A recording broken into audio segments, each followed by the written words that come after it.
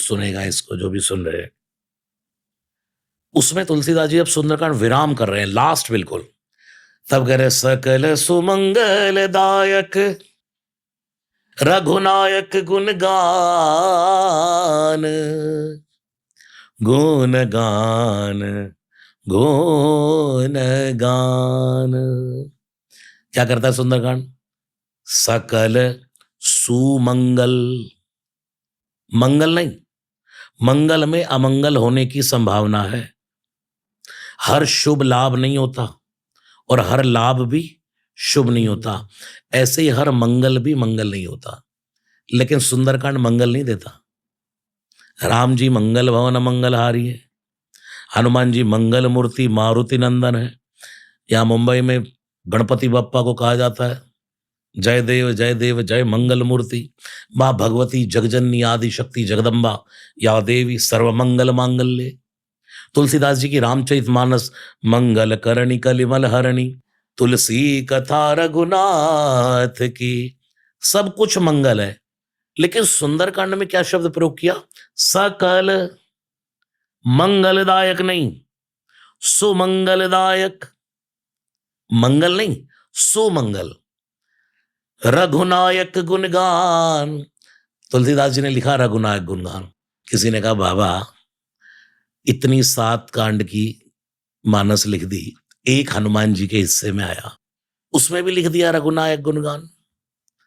जब सुंदरकांड हनुमान जी का है तो आपको लिखना चाहिए सकल सुमंगलदायक श्री हनुमत गुणगान। तुलसीदास जी ने कहा मैं आपकी बात समझ रहा हूं, लेकिन मेरी बात भी समझो।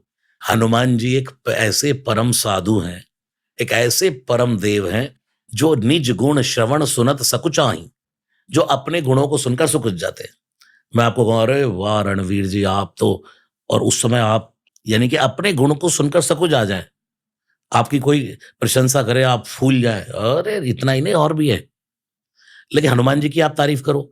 मैं कहता रहता हूँ जब सुंदरकांड शुरू करता हूँ उससे पहले गाता हूँ श्री रामचंद्र कृपालु भजमन, तो कहता हूं कि आप हनुमान जी के मंदिर में जाएं और बार बार जाकर कहो जय हनुमान जय हनुमान जय हनुमान जय हनुमान, सुनेंगे ही नहीं।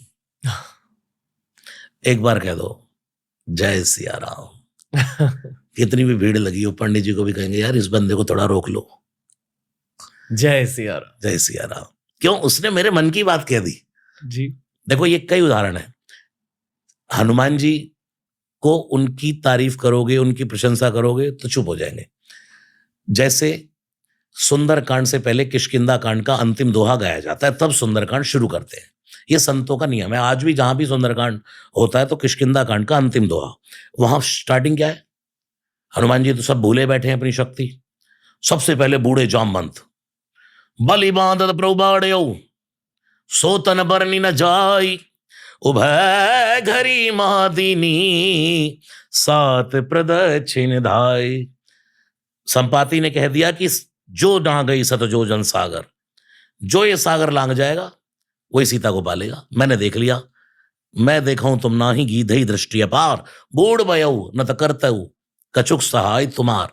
अब मैं बूढ़ा हो गया, नहीं तुम्हारी सहायता कर देता। अब तुम देखो भाई, मैंने तुम्हें पॉइंट बता दिया कि वो बैठी है पेड़ के नीचे। अच्छा पहचान बताओ कि वो सीता ही है। बोले इसलिए सीता है क्योंकि वो हरी हरी हरी जप रही है। सब समझ गए, पक्का हो गया। अब जाए कौन? जामवंत ने तो हाथ खड़े कर दिए। क्या कह दिया? जब भगवान वामन का अवतार लेकर के आए थे, मैंने 2 घड़ी में भगवान की 7 प्रदक्षिणा करी। अब ये पास्ट की बातें हो रही हैं, खड़े हैं समुद्र के तट पर, करना अब क्या है? प्रभु अब क्या कर सकते हो जामवंत जी? बोले अब तो नहीं जा सकता। जैसे हमारे बूढ़े बुजुर्ग, अरे तुम जानते मैं पे 1 क्विंटल की चीनी की बोरी रख के यहां से शादरा चला जाता था, जैसे हमारे लोग कहते। तो अब क्या करता? अब नहीं। सब कह रहे बंदर भालू अब बताओ ना, सागर पार तो अब जाना है। उसी टाइम देखा एक निकल करके आया। कौन? बाली का बेटा अंगद। हट जाओ हट जाओ हट जाओ हट जाओ, अंगद कहीं जाऊं मैं पारा। ओहो, सबने वीरों ने बंदरों ने कहा वाह वाह वाह, जय हो अंगद महाराज की। अंगद ने सोचा बोल तो दिया, अब गड़बड़ है। अंगद ने कहा पूरी बात सुनो। क्या? जी संशय कछु फिरती बारा, लौट कर नहीं आ सकता। तो भाई तेरा जाने का क्या फायदा, लौट कर नहीं आ सकता था। अब ऐसे बंदरों ने अपनी अपनी शक्ति ऐसे झूठी यहाँ की, तो जामवंत बूढ़े एक्सपीरियंसवान थे, सबसे बूढ़े, वो समझ गए ये सब डींगे मार रहे हैं, करना किसी को कुछ नहीं है, ना जाना है किसी को, ये सब ऐसे ही बस। तब देखा जामवंत जी ने ऊपर से आवाज आ रही है, राम राम राम राम राम। नजर उठा करके देखा श्री हनुमान जी बैठे। मैं आपको आज वो स्वरूप देने के लिए लाया हूं, हनुमान जी का, मेडिटेशन करते हुए। सब कुछ करता है लेकिन आदमी चुप बैठा रहता है, मौन बैठे, लेकिन आवाज आ रही है निरंतर, राम नाम नहीं छूट रहा।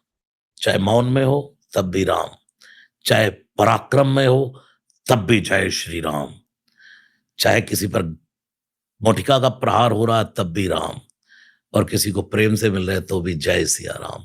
और जीवन में ऊंचाई मिल रही है, जिस तल पर खड़े होकर के हनुमान जी ने छलांग लगाई लंका जाने के लिए, तो इतनी ऊंचाई पर गए जैसे प्लेन एकदम जाता है और जाकर फिर लड़खड़ाता है ना, उसको संभालता, बैलेंस करता है।